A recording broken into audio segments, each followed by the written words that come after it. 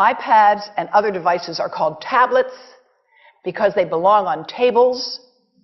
They are tested 20 centimeters away from that big guy that I showed you before. 20 centimeters away. They are not approved to be held in the laps of little children, although millions of kids are having them now in schools because the people involved in educational technology and those involved in public health research are not talking to one another. Because if they were, they would understand that you're giving children a two-way microwave radiating device, and if you must give them such a device for learning purposes, put it on airplane mode so that it's not sending and receiving signals as it does otherwise. Now, this is some new modeling, again, that we've developed with colleagues in Brazil, and we can share with you how we've done it. We first start out with the MRI and create the model with 1 millimeter voxels, and this is quite a bit of work goes into creating this, and here is what it looks like after a period of 6 minutes.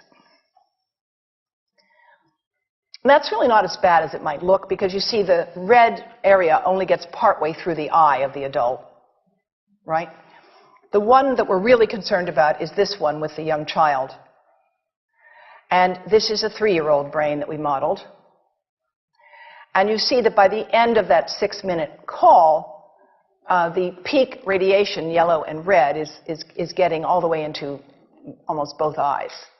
And again, this is one call, and it's not going to kill anybody. It may not cause any biological effect whatsoever for 1 call or 2 calls or 3 calls. But the question is, what's the cumulative impact of this kind of exposure? How do we evaluate it? And I want to show you an example of some of the work that we are doing now that I'm releasing here for the first time. And this is a modeled microwave radiation dose of a 6-year-old with greater levels to the frontal and temporal lobes, eyes and cheek. And watch this here. Now, yellow, white, and red are the hottest, all right? And if you look carefully, you will see it's going into the eye, the nose. Do it again, just so you'll get to see it. And partly into the brainstem.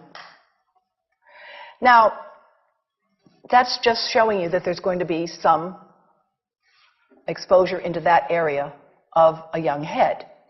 It doesn't tell you that there's any biological effect, right? Now, the next slide is going to show you something that might be of interest to students and faculty here. And that has to do with exposure to the reproductive organs. We call them the gonads. I think you say the testicles. And bone marrow. And look here at the radiation as it gets into the groin area. And that's just from having a mobile phone modeled into the pocket. And this, again, is based on a normalized SAR with I think we had a dipole antenna. Now, the breast. The breast is mostly fat, contains a lot of fluid. Things that contain fat and fluid cook faster in the microwave oven. Now, a cell phone can't cook anything, all right? Mobile phones do not pop popcorn. That was a fraud. They don't make any heat that we know of, otherwise they wouldn't be permitted. But they do go through things that contain fat and fluid. And we are now working at Environmental Health Trust with scientists at the University of California, San Francisco, scientists at formerly the president of the American Cancer Society of California, because we are seeing women who keep cell phones in their bras. Has anyone seen a woman put a cell phone in her bra? Hands up, please. Please tell them you've heard now why they shouldn't do that. And here I want to show you our first case report from 2009, and we now have many more. This was a Chinese-American woman who used her cell phone 4 hours a day in her bra for 10 years while she was driving. Now, and you drive with a phone on your body. The phone is smart. It's going to go from one tower to another, and it's going to say, here I am, where are you, here I am. And it's going to be going to max power each time it moves from one cell tower to another.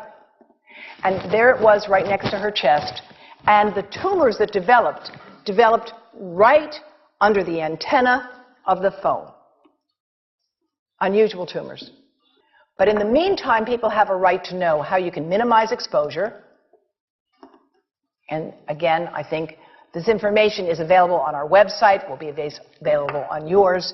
Remember, if you have to give a phone to a child, put it on airplane mode. And think about this.